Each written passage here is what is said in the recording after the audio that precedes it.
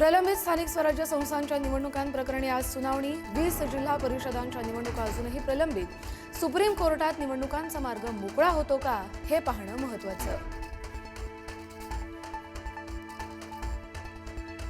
मुख्यमंत्री देवेंद्र फडणवीस आज दिल्ली दौऱ्यावर। राज्यातील उद्योग वाढीच्या अनुषंगाने मुख्यमंत्र्यांचा दिल्ली दौरा महत्त्वपूर्ण। राज्याच्या औद्योगिक विस्ताराच्या अनुषंगाने दिल्लीत भारतीय उद्योग महासंघाची बैठक।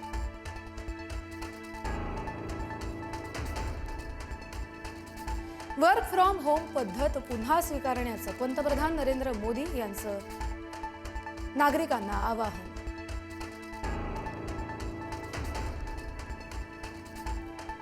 पेट्रोल आणि डिझेल जपून वापरा। इंधनाचे दर वाढल्याचं पंतप्रधान नरेंद्र मोदी यांचं विधान। खाद्यतेलाचा वापरही मर्यादित आणि जपून करा। तेल संकटाच्या पार्श्वभूमीवर पंतप्रधान मोदींचं देशाला आवाहन।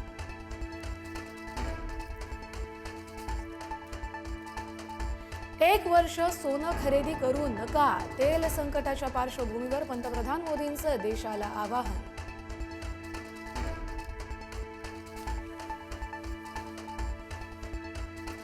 आसामच्या मुख्यमंत्रीपदी पुन्हा हेमंत बिस्वा शर्मा यांची निवड। उद्या हेमंत बिस्वा शर्मा यांचा शपथविधी।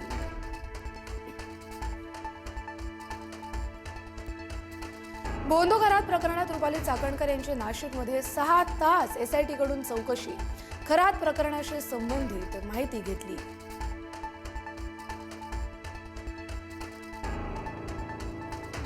TCS प्रकरणातील आरोपी निदा खानला कोर्टात करणार हजर।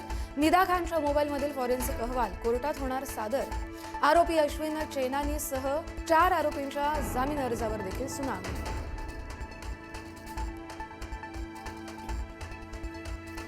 राज्यभरात आज सगळीकडे पावसाचा अंदाज। कोकण, मध्य महाराष्ट्रासह मराठवाडा आणि विदर्भात पावसाचा इशारा। ऐन उन्हाच्या कडाक्यात पाऊसधारा बरसणार।